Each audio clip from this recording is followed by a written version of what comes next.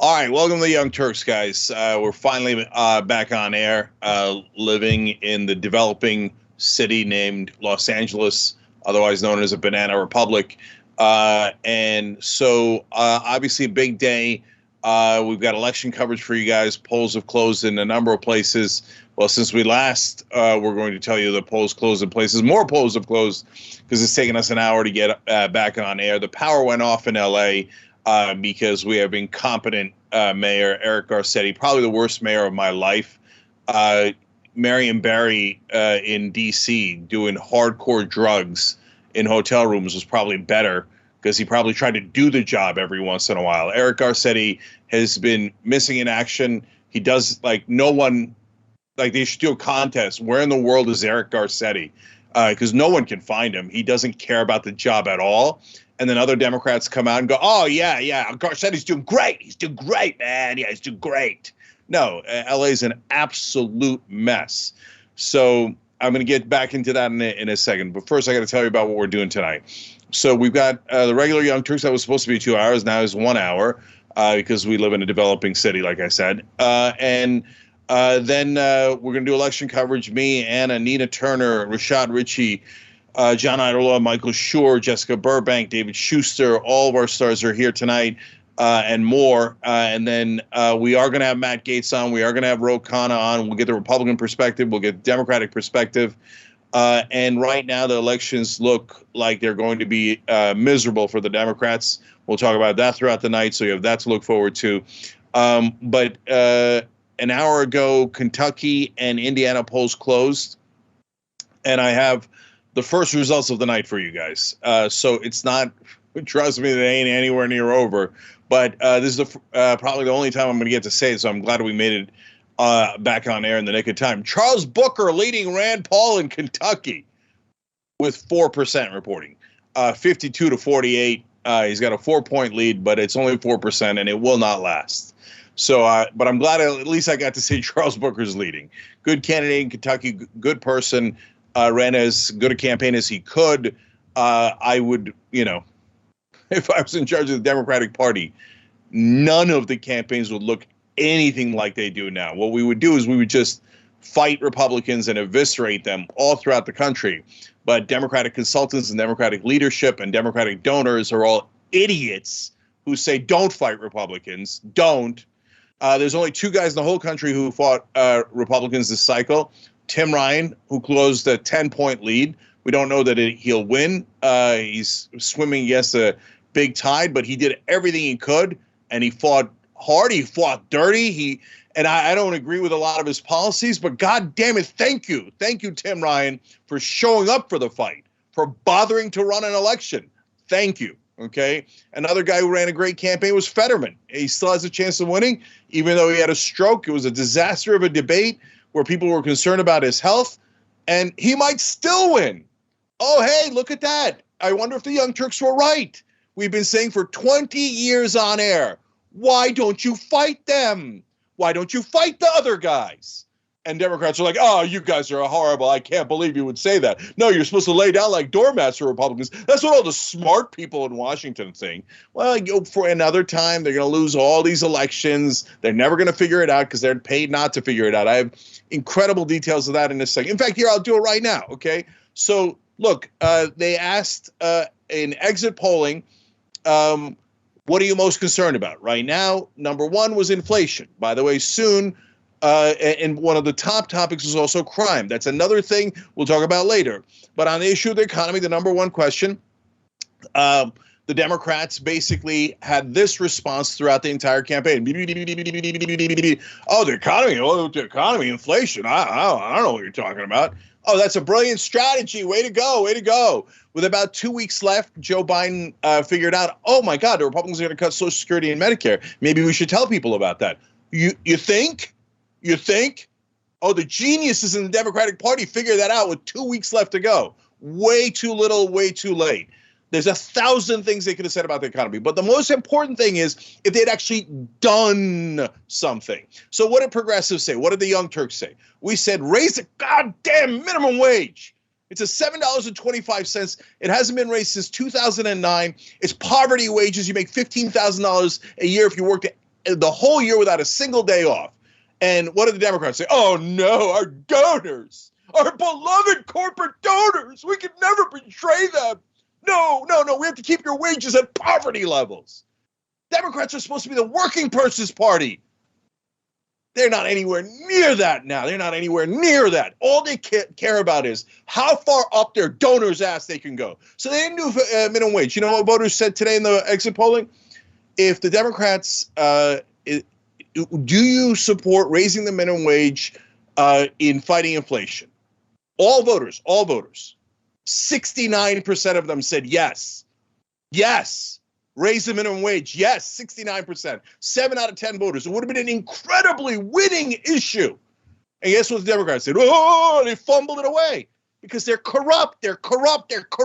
Mainstream media lies to you 24/7. I don't see the corruption. Oh, look at that. Joe Manchin and Kristen Sinema picked up checks from the National Restaurant Association right after they voted that bill down.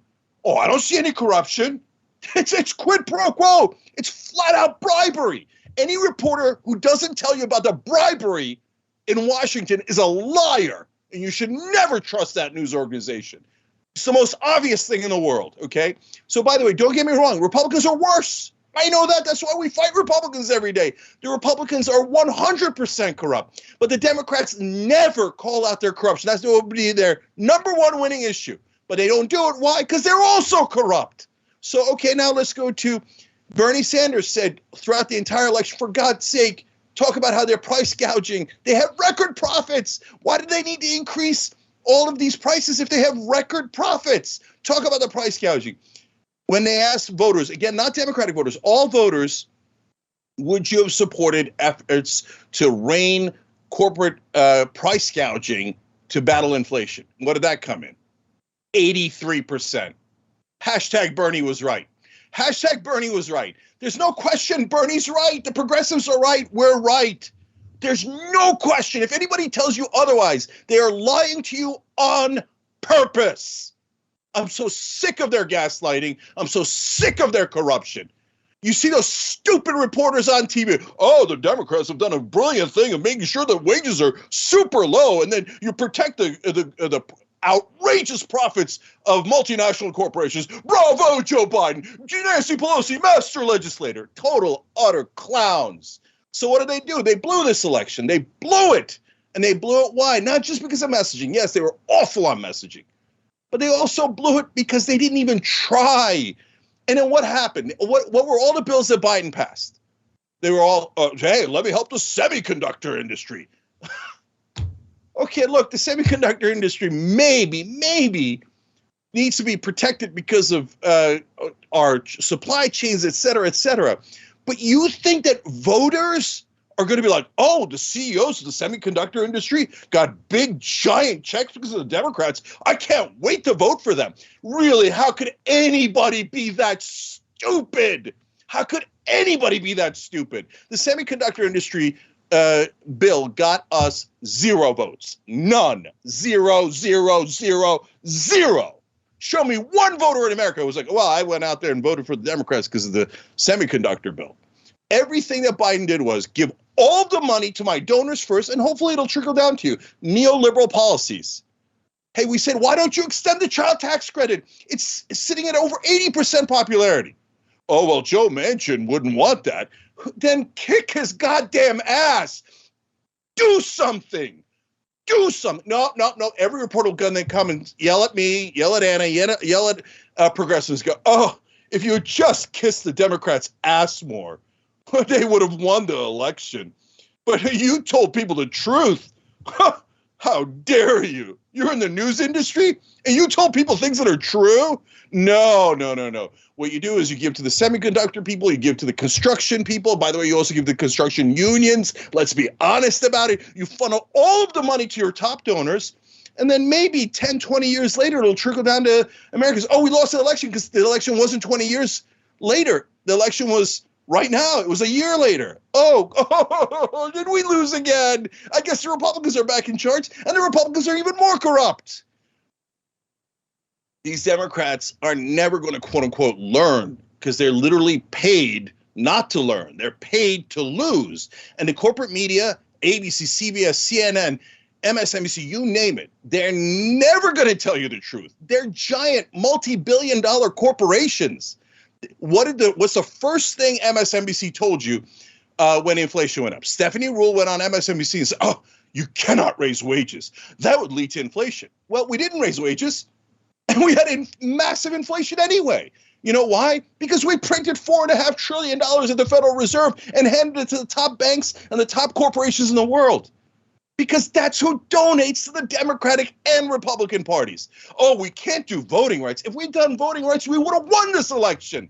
But instead, we didn't do voting rights at all, which everyone before the elections began, before Biden's term began, said voting rights is super easy, Cenk.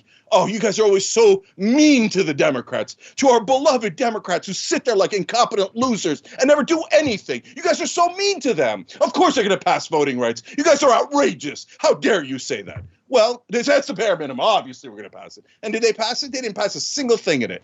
Well, couldn't you have gotten rid of the filibuster? Just make an exception. I know you love the filibuster so much because it protects your corporate donors.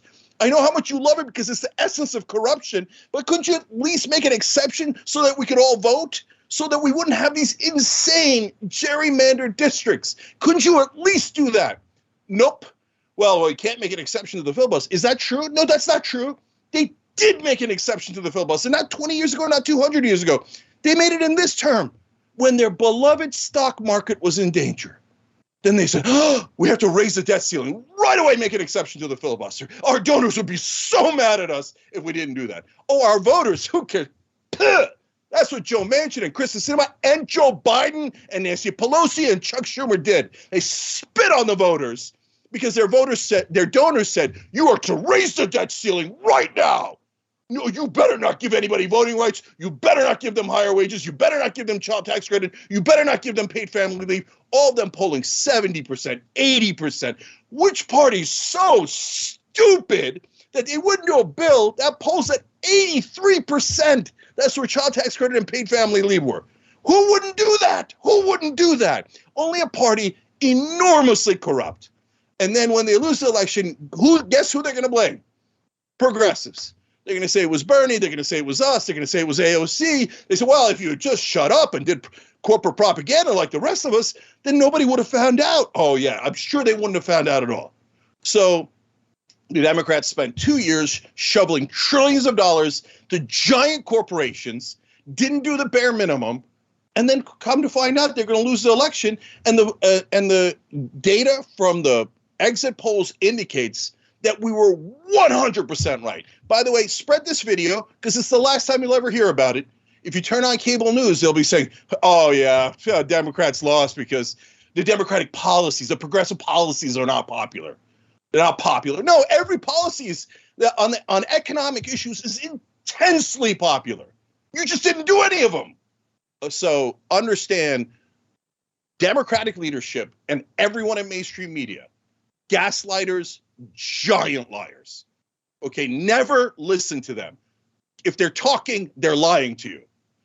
So my numbers are indisputable. Indisputable. We would have won the goddamn election. Instead, they gave it away to the Republicans because that's what their donors want anyway. Okay, so that's my rant to start the goddamn show now that we're on the goddamn air. Okay, now let me go to crime. So reason number 2 why Democrats are going to lose this election, crime. So what did the Young Turks do? We warned you about it. We told you like 6 months ago. Whoa, crime's a real issue. Before the Republicans even realized it.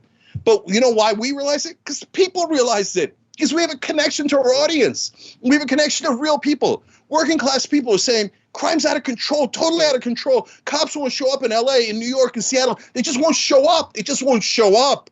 Okay. And by the way, you don't have to, like, there's a bunch of reasons why that might be the case. And you should have held the cops accountable for not showing up. But what did the Democrats do instead? Oh, it's the Young Turks' fault. How dare they talk about crime?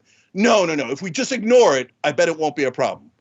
American Prospect has a story out today saying crime, massive issue. The second largest issue, actually in their polling, it was the number 1 issue.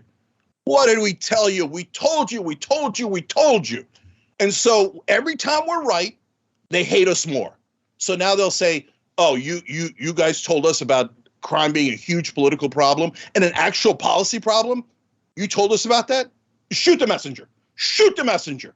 It's all the Young Turks' fault. It's all progressives' fault. It's all your fault, okay? If you just not told anybody, nobody would have found out how incompetent we are. And so they can't figure out how to run an election. So, okay, Democrats, what can you say about crime? They just couldn't figure it out. I don't know what to do about crime. First of all, you could try to fix it. I know. But my God, that you would have to work for your voters. That's never going to happen. I mean, they're Democrats. I mean, Republicans screw over their voters and actively hurt them. And Democrats look at them and just ignore them, brush them aside. OK, so what you could have done is said, you know what Democrats or progressives are for? We're for justice. That's our number one issue, justice. We're for social justice, but we're also for economic justice. We're also for criminal justice. Criminal justice means two things. One is you treat everyone fairly. Don't go beat up black guys and Latinos for no goddamn reason. That isn't fair. That isn't just. On the other hand, you also shouldn't say, oh, don't do policing. Well, how about the working class guy who's going to work? Okay, here, let me give you an example from LA. I go to get my haircut at Supercuts. The window smashed in. I asked the hairdresser, hey, what happened? She's like, oh, well, we just stopped fixing the window. I said, why did you stop fixing it? What do you mean stopped fixing it? She said, oh, people come in every once in a while and just take whatever they want. And I said, what do you do when they just come in? Oh, we let them take it. Well, don't you call the cops? Oh, we call the cops. And what happens? They said they never come. And then people start realizing there's no law at all in LA. Because Garcetti's not a mayor. He funneled all the money to his donors, and then he went on vacation for 2 years. Karen Bass ran an election saying everything's great. When they asked her in the first debate, how do you feel about safety? She said, I feel 10 out of 10, perfectly safe in LA. Meanwhile, the working class is having bricks thrown through their windows, guys barging in and threatening their lives 24/7. I said, why is the window still broken? She said, well, we don't know how many times we have to fix it. And the cops never come. You have to do something about that. And then when you do something about that, you say, we Democrats are for justice. Justice for the working class. Justice for the average American. Justice for victims of crime. Never heard of it. Didn't even think about it. Didn't even occur to them. So what happened? Giant issue number 2. And Democrats are going to lose the election because they didn't talk about crime at all. We were right. We were right. Anna, again, by the way, for the 200th time in a row, Anna Kasparian said it first. And when she said it first, everyone piled out, how dare you? You are not a good leftist. You are hurting the feelings of activists. Their feelings have been hurt. They have an ideology that was set decades ago, and they refuse to change it based on facts. And you're also hurting the feelings of Democratic politicians. How dare you, Anna Kasparian? You are an impertinent young lady, okay? God damn it, hashtag Anna was right. She was right again. And then I jumped on that bandwagon, and then they piled on me. Well, now, again, I guarantee you, after they lose the elections, instead of actually addressing the problem, both in policy and in politics, they will blame us. I've seen this movie 100 times. Guys, so I tell you this final thing, because we've been right for 20 straight years on almost every issue. And every time we're right, they shoot the messenger and they never fix anything. So going all the way back to the Iraq War, we were on the air and we're like, don't vote for the Iraq War. It's a disaster. It is both a policy disaster, it's a moral disaster, but it's also going to be a political disaster. They're like, oh, you're hurting Hillary Clinton and John Kerry and Joe Biden who are going to vote yes on the Iraq War. They're geniuses. They're so smart. They're playing four-dimensional chess. You guys can't figure it out. Huh. What would you know, young Turks? The Iraq War is going to be great. We're with George W. Bush. How'd that work out for you, dumbasses? How'd that work out for you? We've been right on every issue and every time they shot the messenger. So, look, you're never going to get the Democratic leadership that is deeply 1,000% corrupt to change. You're never going to get deeply corrupt mainstream media to change. You just have to ignore them and tell everyone you know, do not listen to them. And guys, the Republicans are fascists. They're about to take over and destroy our democracy. But the mainstream media lets you think that there's only two options: corrupt and fascist Republicans or corrupt and incompetent Democrats. That's not true. You have another option. It's called primaries. I know the right wing doesn't care about this country, but if you think you care about it, right wingers, you can vote in your primaries too. But for us Democrats, you've got to vote in the primaries. What is the number one thing that the media tells? Don't vote in primaries. Only corporate Democrats can win. Only conservative Democrats can win. Only they can win. Primaries are not important. Don't go to vote in primaries. No, do not lie to that. Listen to them. They are liars. Go vote in primaries and vote out every incumbent Democrat. They've done nothing. They're all losers. They're incompetent. Yes, use your own judgment. Don't vote against just Democrats for no reason. But for most, unfortunately, 90% of the Democrats are corporate conservative stooges. And everyone would know that if we had an honest media in this country, but we don't. Okay, I've got a lot more, and Anna's going to join us. So let's take a break here. And when we come back, among other things, Ron DeSantis versus Donald Trump. All right, back on TYT. Cenk and Anna joins me now. Look, we're not $1 billion media corporation, right? So when the power goes out in the city, we really got to scramble. But I want to thank our team for getting us up and having built these home studios with the money that we have. And I appreciate them working super hard on it. And I appreciate all you guys. Without you guys, we couldn't even get back on air. So here are new members that made this possible. They just joined. Crypto Mojito, Rob Schultz, Christy Robinson, Athena Nicole 420, Daniel Forge Dragon, Connor Burke, Travis Libby, Samantha Dorr, Rick Spiegel, Debbie M, Five Across Your Lips, Alexios Letikos, Philip Stringer, MJ, Laura Ann, KVT TSI, Emily Siegel, Wayne Lang, and Marcy Burney.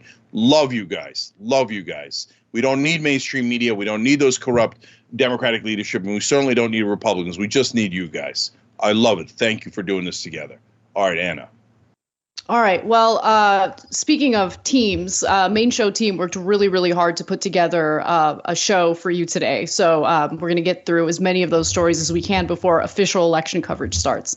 So let's begin with something that broke later in the day, and it's some pretty intense comments that Trump had in regard to Ron DeSantis and the possibility of him running in 2024. The ongoing drama between Donald Trump and Ron DeSantis seems to be heating up. And in a recent interview with a reporter by the name of Alex Leary, Trump seemed to issue some threats toward Ron DeSantis. So let's set up some context so you understand what the setting is and what Trump is feeling right now in regard to running in 2024. Flying from Ohio to Florida aboard his remodeled Boeing 757, Trump caught a glimpse of himself on television, a fine-looking young man, a fine-looking candidate, he quipped to a handful of reporters. Then he saw another potential 2024 presidential contender. There's our competitor. He's a fine guy, Mr. Trump said Monday night. He was talking about Ron DeSantis. And so far, seems like he's being super cordial, right? That's about to change. He says, quote, I don't know that he's running. I think if he runs, he could hurt himself very badly. I think he would be making a mistake. I think the base would not like it. Okay, so there's more. It gets worse. But let me just say, Trump has been compared to like a mob boss many times before. I think that this interview really crystallizes that point. He added this strange threat. If he runs, meaning DeSantis, if he runs, he runs. If he did run, I will tell you things about him that won't be very flattering. I know more about him than anybody other than perhaps his wife, who is really running his campaign. What?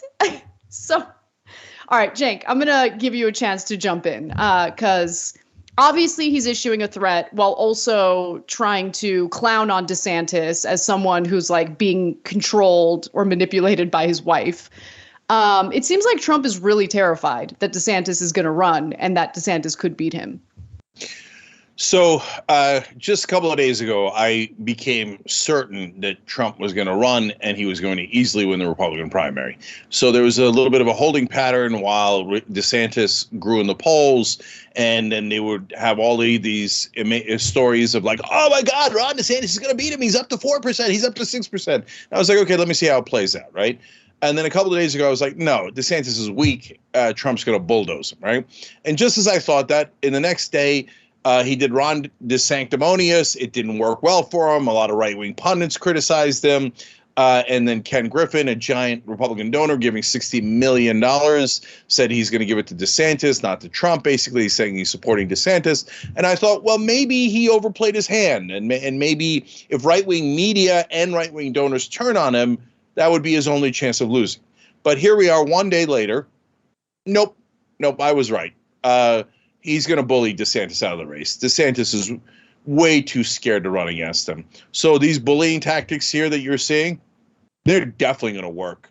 And I mean, he's already talking about DeSantis's wife. So DeSantis is inches away from buckling, getting on his knees, and starting to do the Cruz / Lindsey Graham, bootlicking maneuvers. So he's not going to run against this guy. This guy's going to shred any Republican who runs against him. So as a matter of political strategy, what he's doing right now is totally correct. Interesting. Okay. And look, we had shared a news story with you all not too long ago indicating that Ron DeSantis had said that he has no plans on running in 2024.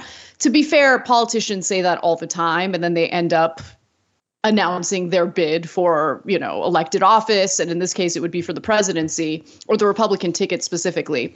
Now, during an interview with News Nation on Tuesday, Trump criticized DeSantis while simultaneously taking credit for DeSantis's political success. So let's get to that statement. He said this, quote, DeSantis was not even going to be able to even be a factor in the race. And as soon as I endorsed him, within moments, the race was over. I got him the nomination. He didn't get it. I got it because the minute I made that endorsement, he got it. Then he ran and he wasn't supposed to be able to win. I did 2 rallies. We had 52,000 people at each one. And we ended up, he won. Okay. And I thought that he could have been more gracious, but that's up to him.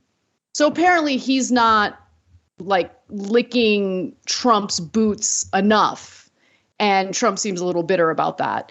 But look, for me, the biggest thing is once you're up on that debate stage, do you have the charisma to kind of overwhelm Trump and how good he is at connecting with right-wing voters with his rhetoric, with his insults toward the other candidates running against him?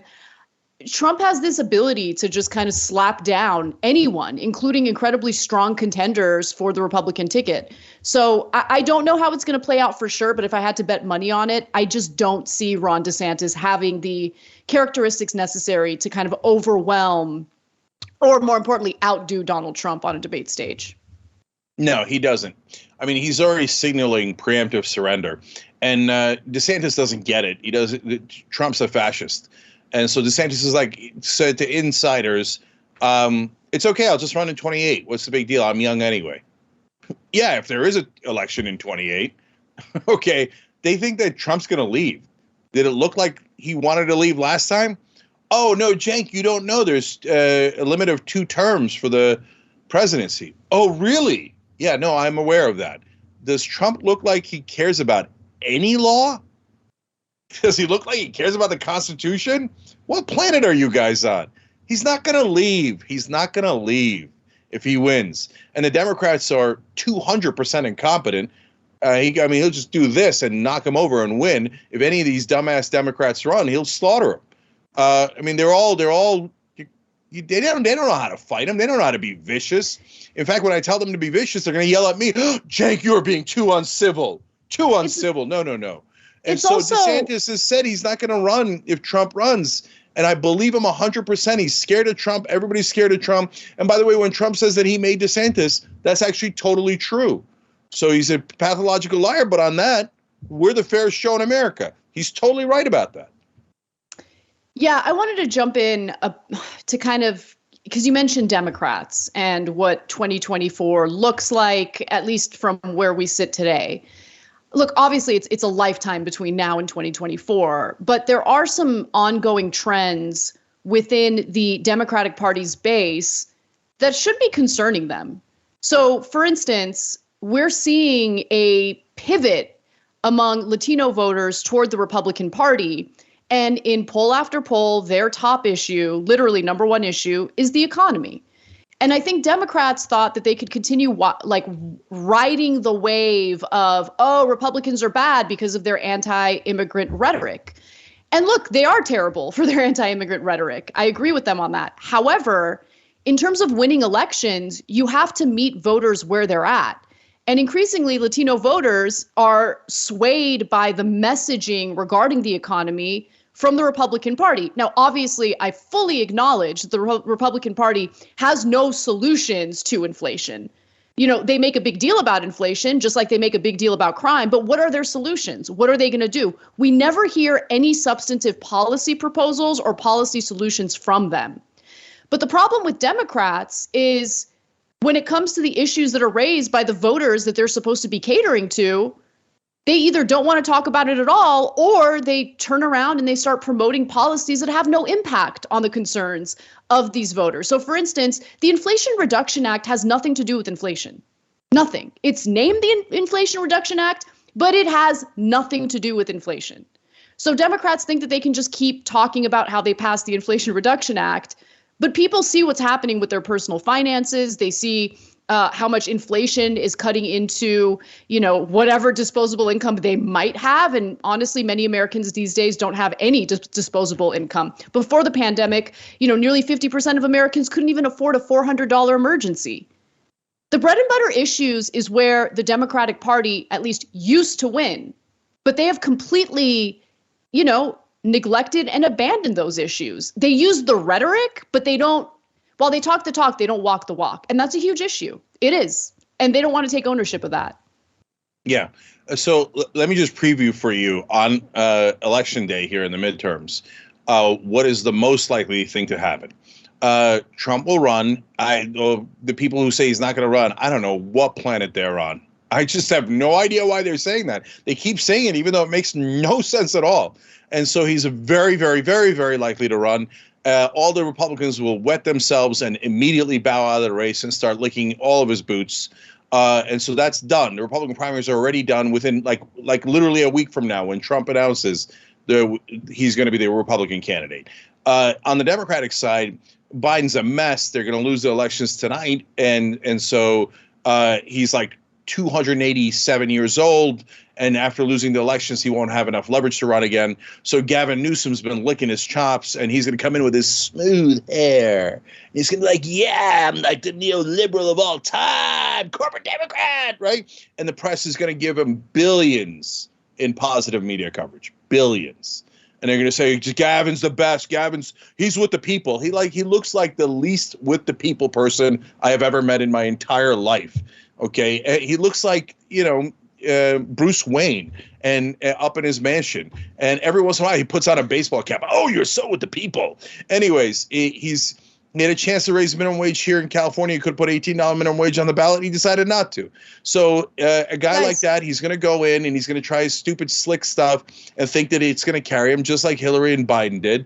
And if, and things being what they are, if a progressive does not derail Gavin Newsom, Trump will, unfortunately, and it breaks my heart, and it's the worst thing in the world, but probably will annihilate Gavin Newsom. Yeah, look, Gavin Newsom deserves to be annihilated. I want to be give me a minute to just calmly talk about what the reality is in California, where regardless of what anyone says, what you will hear in California among both Democratic voters and Democratic politicians is that all of the issues that we're having today date back to Ronald Reagan. That argument is insane because while Ronald Reagan did do terrible things, including shut down, mental health facilities, which, by the way, JFK also did that.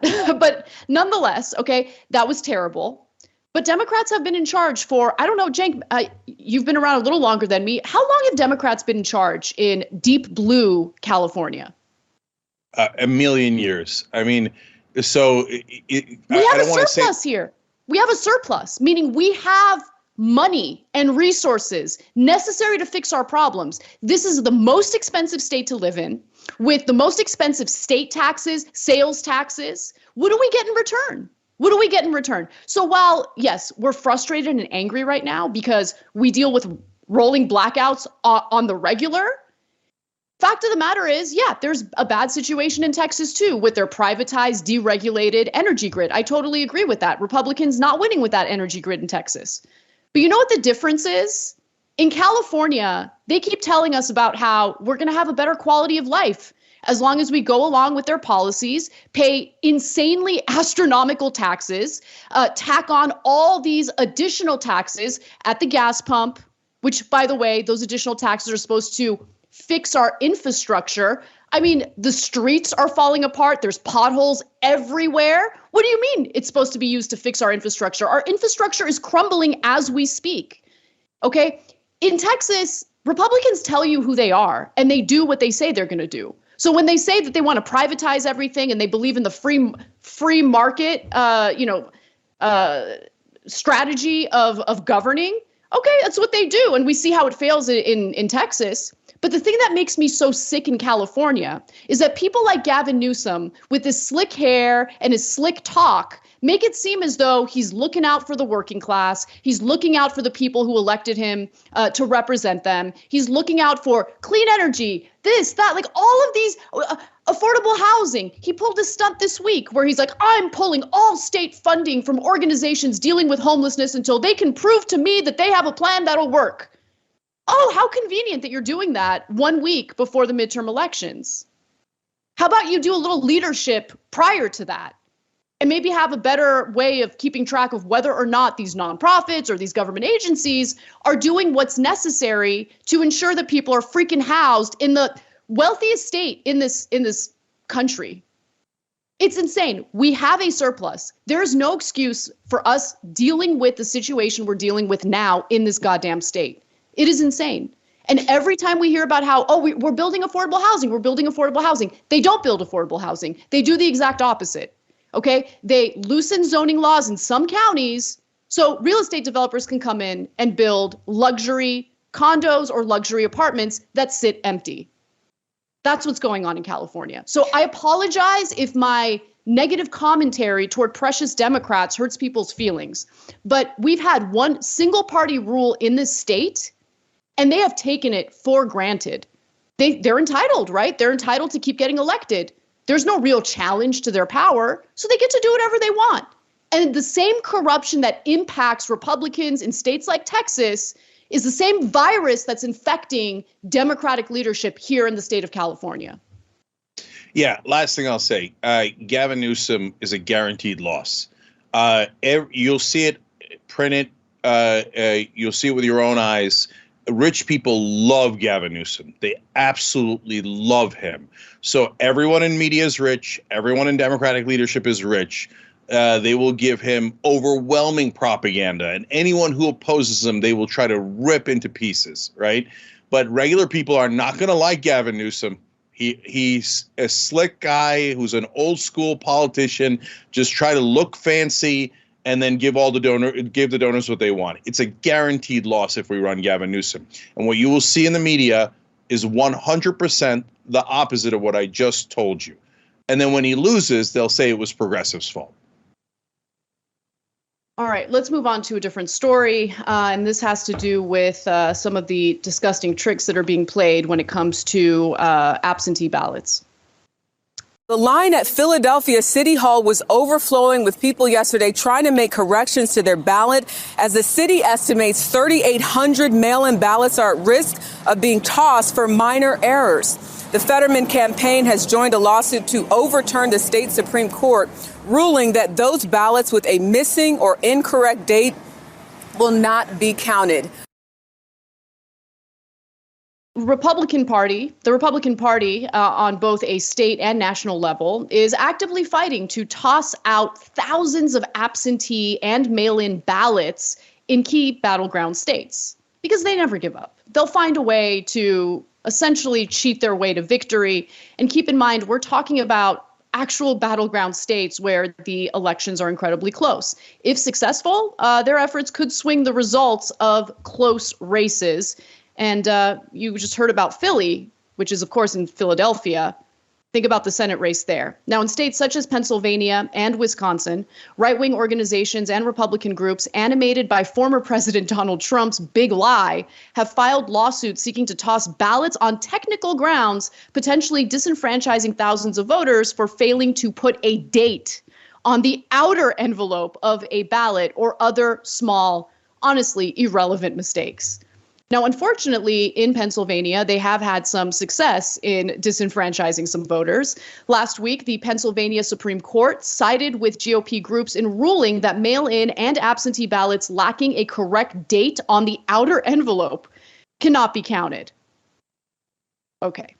And so they wanted to do even more. Last week, on Saturday, Philadelphia city officials published the names of more than 2,000 voters who had returned defective ballots and urged them to come to City Hall to cast a new ballot in the few days remaining before Election Day. So think about that. 2,000 ballots that could be tossed. It really depends on how many people come back to vote again.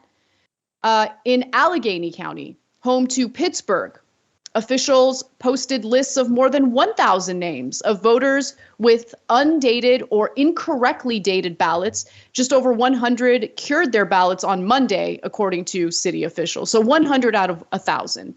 And that's the whole game. That's the whole point, to essentially toss out ballots because the Republican groups that are pushing for these policies believe that the majority of mail-in and absentee ballots are cast by Democratic voters, and they want to make sure that those votes don't count. Yeah.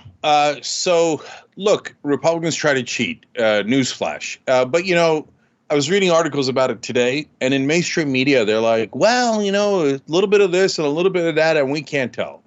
Come on. They're so exhausting, right?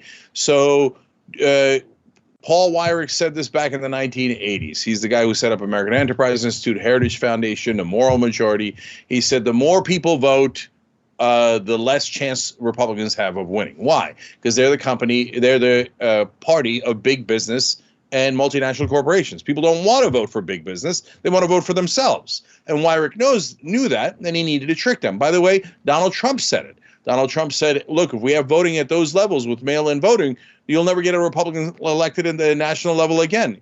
Lindsey Graham said it. They all have said it. They know if more people vote, they're going to lose. So what do they try to do? They try to disqualify votes. They try to cheat in every single way imaginable. So since we know all of that already, if I was the Democrats, I'd fight fire with fire. Whatever Republicans did, I would do in Republican areas. Okay.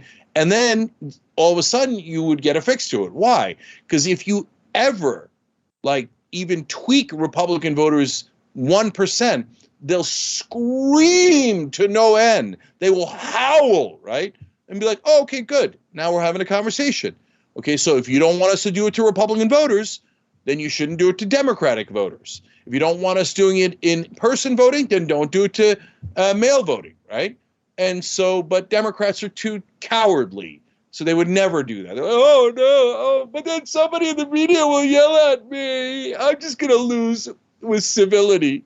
So, look, I don't know if it'll cost Fetterman the election in Pennsylvania, but it's super close right now. It's super close. And so if I was Fetterman, if I was the Democrats, I would have had a plan ready to, if they're going to suppress our votes, I'd have a plan to suppress their votes. You can go ahead and cry. Cry, Republicans. Cry. I want you to cry so we can fix the problem and you can stop cheating, right? But Democrats, way too weak to ever even consider that. Yeah, and look, the one area in which Republicans luckily did lose in Pennsylvania is they wanted to prevent the counties from reaching out to the individuals whose votes or whose ballots had issues. They didn't want to give them a chance to come back and cast a new ballot with an accurate date on the ballot. But luckily, they lost that effort. Now, there's nothing in Pennsylvania state law that states that counties have to reach out to these voters whose ballots had issues. There's also nothing stopping them. So some of these counties did reach out to voters. I would be shocked if all counties reached out to voters because, as the Washington Post had reported, a lot of the individuals they spoke to who had issues with the date on their ballot never received any communication from any state official about correcting the mistake. So there are definitely voters who have been disenfranchised in the state of Pennsylvania. Now, let's move on to other states because there are issues in other states as well. The Democratic Senatorial Campaign Committee and the Democratic Congressional Campaign Committee has joined Fetterman, by the way, in Pennsylvania on a lawsuit which aims to ensure that ballots aren't tossed out due to minor inconsequential errors. We'll see what happens with that. We'll keep an eye on it. But the election's today. So I'm glad they're fighting back to some extent, but I don't know how much of a difference it's going to make. Now, Georgia isn't any better. In Georgia, home to a razor-close U.S. Senate race that could decide control of the upper chamber, right-wingers have challenged the eligibility of tens of thousands of individual voters, making use of a GOP-crafted law allowing state residents to file an unlimited number of challenges. And so that's just meant to slow things down and just make it increasingly difficult for people to vote and have their vote count. In Arizona, Michigan, and Nevada, Republicans have filed lawsuits aimed at requiring the appointment of more Republican poll watchers, which, look, I don't care about that as long as they're not intimidating voters, which we have seen in Arizona, which was taking place at ballot drop boxes in Arizona until finally a judge stepped in and prevented them from doing it. But having poll watchers who lean Republican, I don't care as long as they're not intimidating people who are working at the polls or the voters themselves. So, guys, if I thought not having to date on the ballot like the issue in Pennsylvania was a real issue because it was going to have people cheat, et cetera, I would be dead set against letting them vote. Okay, because I know that if there's a slight ability to cheat, Republicans will jump all over it. You always have to be fair and think about shoe on the other foot, right? So is the date being wrong or not on the ballot an issue for these mail-in votes? No, not at all. And the Republicans have not shown that it's an issue. They haven't shown that there's any kind of cheating or anything like that, right?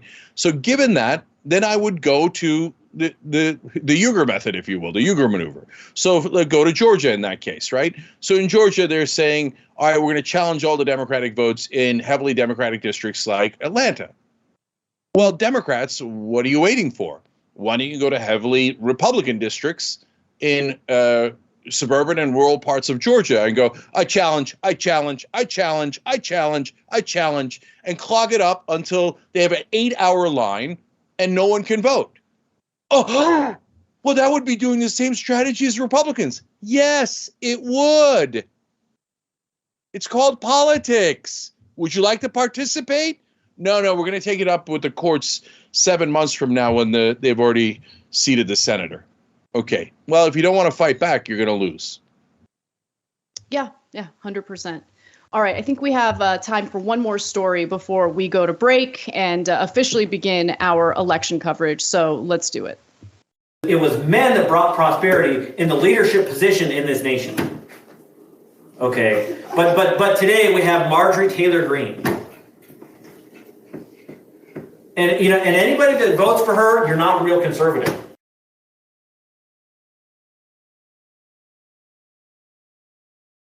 Looking pastor. His name is Jason Grabber from Spokane, Washington. And he really does represent the traditional conservative ideology that people like Marjorie Greene seem to love, right? Well, let's hear a little more from Pastor Grabber about where he thinks Marjorie Greene should really be today. Marjorie Taylor Greene should be at home being obedient to her husband. That's good. That's what she should be. Where's her husband? Any of these so-called conservative women, why are we putting them in a position of leadership when they can't even figure out which a good husband to marry? Because any husband that allows his wife to go and run for Congress is a pathetic beta man. Amen. Okay, that is wrong. That is wicked. Okay, there's something wrong with that man. He shouldn't show his face in public. He should be so embarrassed. Seems like Pastor Grabber wasn't fully informed on where the current status of Marjorie Greene's relationship is with her husband. Her husband did recently file for divorce, and he cited that the marriage had been irretrievably broken, which, looking at Marjorie Taylor Greene and the kind of person she is, I get it. But I also want to be clear, this pastor is not delightful. I was being sarcastic. You really have to be clear these days. You never know. But more importantly, this is what they think of women. Like, this is what they think of anyone who breaks the conservative 1950s nuclear household model. And these are the people that the Republican Party tends to cater to. And so I'm just curious what Marjorie Greene thinks about that. I mean, according to this man, according to this pastor, according to a traditional conservative, she should just be at home. She has no place in politics. I think she has no place in politics for other reasons, but nonetheless, Cenk. Yeah. I mean, Lauren Boebert talked about this recently, about how she has to obey her husband, something along those lines. So, look, it's not my ideology. I think it's a backwards, ridiculous ideology. And but, hey, that's your side, right? And so Marjorie Taylor Greene seemed to have a couple of affairs. And now that they're separated, she's seen around town with another guy. And I mean, do you guys mean it or don't you mean it? I guarantee you that if it was a Democrat, it wouldn't be just that pastor. It would be every right-wing pastor in the country. Imagine if Michelle Obama had done that. Okay, it would be every right-wing preacher, pastor, evangelical person, forget even their leaders, right? It would be everyone in right-wing media, etc. But even look, the one thing you got to give this Pastor Grabber credit for is at least he's being consistent. He's like, Democrats, Republicans, I don't care. Women suck and they shouldn't have any rights. And their only job should be to serve men. That is a right-wing position applied consistently. So I guess give him credit for that. But look, man, we don't live 200 years ago. So I don't care what Marjorie Greene does in her personal life at all. That's her business. And but generally speaking, right-wingers don't agree, but only when it comes to us, but not them. Right, exactly. I also wanted to just quickly bring up another issue with this pastor, because I'd never heard about him. I was curious to see what other sermons he's given.